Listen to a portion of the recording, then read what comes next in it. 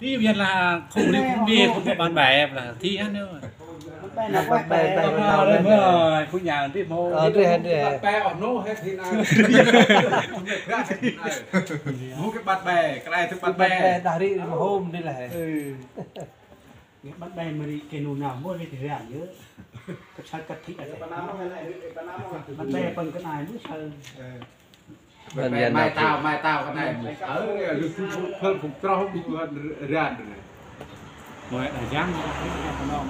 anh nghe thì si anh nghe thì si ôm rồi cục mà cũng hay liên mấy bên này thì cái bên nông nữa nè mà tắt cái đi ca rồi lòng hồng cái đi ca rồi cái cái hay ăn cái cái u đi u bây giờ Erin nhưng mà là rồi nó cũng chạm to chạm được thì là một tập cái gì ngắn hàng ngắn này một ngắn này có một ngàn tù khai nó phát trên khắp mà thế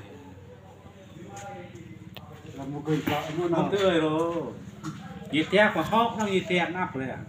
một tươi là một rố rồi em cái chuyện cho con tao biết này há nhiệt theo ăn là chưa được há biết đi tù mình thật lộc mà thật lộc mà rồi mình không bật chi vợ mày bác sĩ lừa con này thế biết nó หยุดพูกอ่อย